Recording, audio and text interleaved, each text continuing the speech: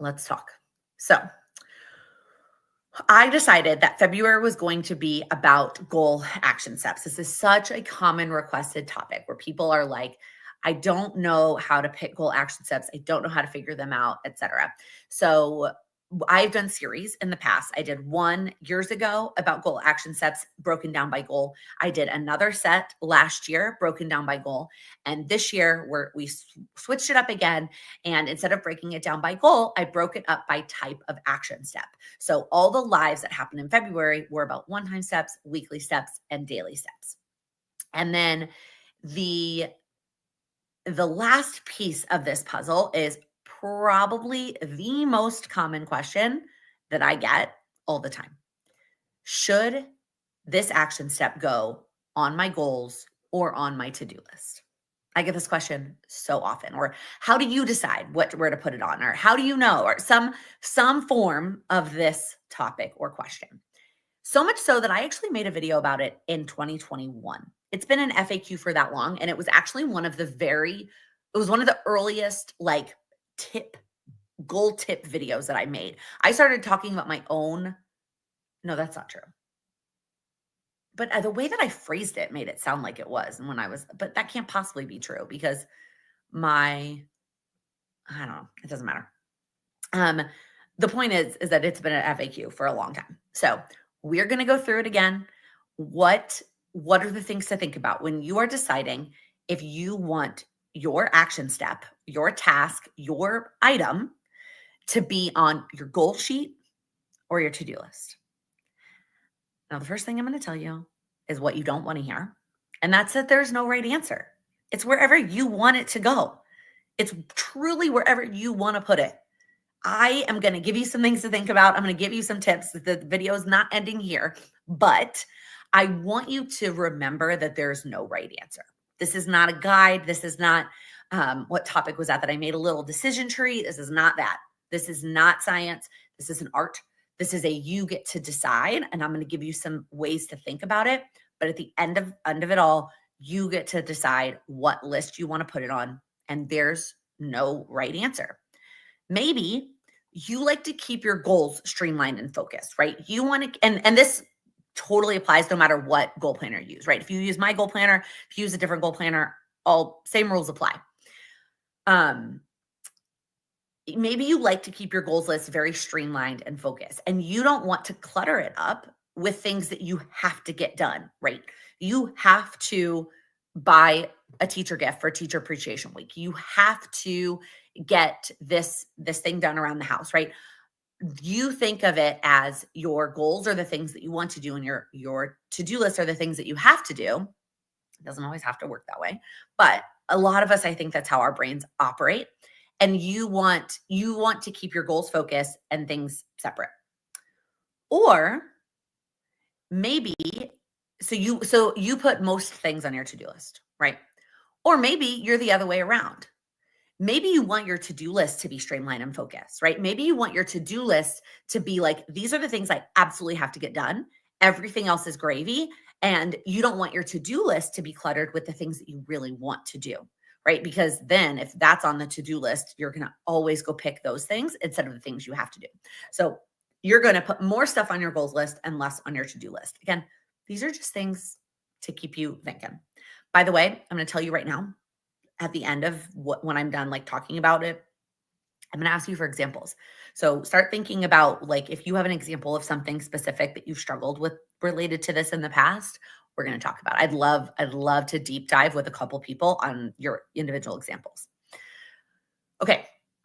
Next thing to remember to think about is do not compare your choice to anybody else's. There are going to be things that you want on any particular list for whatever reason you've decided. And so you don't need a reason. It could just be because you want to. And somebody else could do it differently. Somebody else could I should have come up with examples before. Right. Maybe somebody is putting their like grocery shopping on their goals list because they are not good about going grocery shopping. They're good at skipping it and then just ordering takeout. So they've decided that grocery shopping needs to be on their goals list. And you are pretty consistent you have a routine where you go to the grocery store. And so you're like, I don't need it on my goals list, but it has to get on my to-do list or I won't do it. And so you put it on your to-do list. Okay. Neither of you needs to be comparing to the other one. One person has it on their goals, one person has it on their to-do list, and that works, right?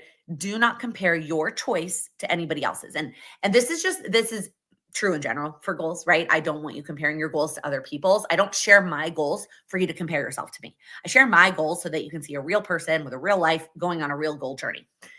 And this is where I sometimes get torn with the community and having us share our goals with each other, because I want you to be inspired and motivated and I want you to cheer each other on. But I also don't want you to see that like so-and-so put this on their goals and I don't have that on my goals. I have that on my to-do list. And am I putting it in the wrong place? No wrong place. No comparing to anybody else. Okay. So we're going to go into some questions to ask yourself, which some of these things I already touched on a little bit, but let's get them a little bit more concretely for you to think about which list makes sense for you to put it on. So first question is, do you want it to be a goal? That's it. That's it. That's the whole question. Do you want it to be a goal? Yes or no? That's where it goes, right? You say yes, it goes on the goals list. You say no, it goes on the to-do list. It is okay to go with your gut. And I reference this all the time and I still don't know who to give credit. I know one of you, a community member, tried really hard. They tried to chat GPT to help find the resource. And they sent a couple of books that this was referenced in. But I haven't read any of those books, so it couldn't possibly have been those. It was probably like a podcast that referenced one of these books. But the short of it is your gut, when you get a gut reaction, I used to be really bad about listening to my gut, because I'm like, no, I need logic. I need to pro-con list. I need all the details and all the information before I can make a decision. Well, your gut is actually your brain calculating a decision really, really fast based on everything that you already know. So all the information that you've gathered in your however many years of life, that's all stored in your brain. A lot of it stored in your subconscious that you don't even know and you can't even pull from. Your brain takes this decision and it calculates it really, really fast, and it sends a feeling to your gut. And you have a gut reaction, a gut instinct. So guess what? It's okay to go with your gut. Now, sometimes you still need to make the pro-con list or make the spreadsheet. I've been there.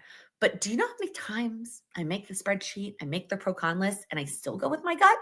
Wedding venues, still went with my gut. Lila's daycare, still went with my gut. I had the spreadsheet. I had all the data. It didn't matter. So question one, do you want it to be a goal? Yes, on your list. No, on the to-do list. Next. Number two, do you really need to prioritize it, right? Is it something that is really time sensitive or something that you really need to prioritize? If the answer to this is yes, which list, the follow-up question is, which list are you more accountable to? And there's no right answer to that. Some of us, it's me, I'm us, I am way more accountable to my goals list. I'm way more likely to do it if it's there than on my to-do list. My to-do list tends to get booted day to day to day. Doesn't mean I always do everything on my goals list. No, that's not true. But I don't know if it's just because I share my goals with you every month that I'm more accountable to it. Maybe it's me being more accountable to you rather than the goals list. It doesn't matter. Which one are you more accountable to? Which one are you more likely to listen to first between the two spaces? And if you need to prioritize it, you put it there.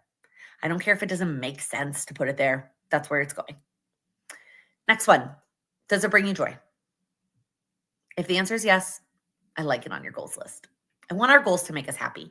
To-do lists get a bad rap, but most of the time to-do lists are just that. They are things you have to do. And they're like, my to-do list, my to-do list. I want your goals list to bring you joy and happiness. So if it brings you joy, I'd like it on your goals list. Again, totally up to you, not a hard and fast rule. A rule that I typically abide by. Is it something that you want to improve? This goes back to my grocery shopping example. So there are a lot of things that a lot of us do that are the same. I'm going to put that in quotes. Just think of that episode of Friends where Joey doesn't know how to use air quotes. There are a lot of things that we do that are the same, right? We all take care of our physical self somehow, right? Showering, etc., putting clothes on our body. We all clean-ish our living spaces to some extent. We all feed ourselves in some capacity. But how we do those things is very different. And whether we already have an existing rhythm and routine that we like about how we do those things is very different. So, if it is something that you want to improve upon, I always recommend that it moves to your goals. Again, examples. So, let's call it meal planning, right? This is something that maybe you do this, right? And you do meal plan. And that doesn't need to go on your goals list because you do it pretty regularly. It's pretty consistent. Again, you put it on your to-do list, get that check mark, remind yourself to do it, but it's pretty consistent. But you want to make improvements on it. You want to make the meals slightly faster. You want to make them slightly less expensive. You want to make them slightly healthier. One of those. It's really hard to do all of them, by the way. And so meal planning with intention, maybe that goes on your goal sheet, right? Or let's talk about cleaning, right? Maybe you clean-ish your house on a regular basis, and then it's like a massive firestorm clean right before you have company coming over. Maybe you want to work on that cleaning routine. So for now, it goes on to your goals list as you are working to improve it. That is how I typically operate with these kinds of things, right? If I am operating business as usual, my normal rhythms and routines, and I'm doing them pretty consistently, I don't need it on my goal sheet. It can stay on my to-do list. I still need it on my to-do list most of the time. I can't just my brain doesn't remember to do it.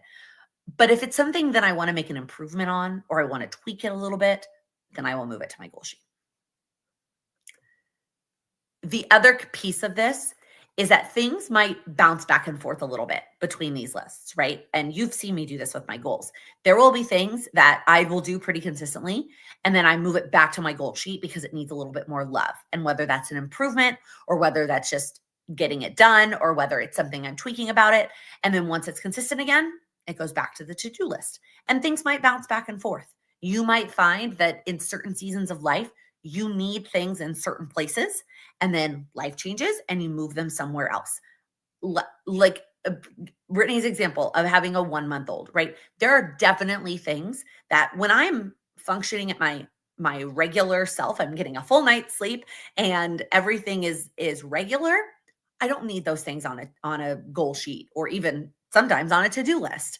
But when you have a 1-month-old, sometimes you just got to put down, take a shower and get it checked off.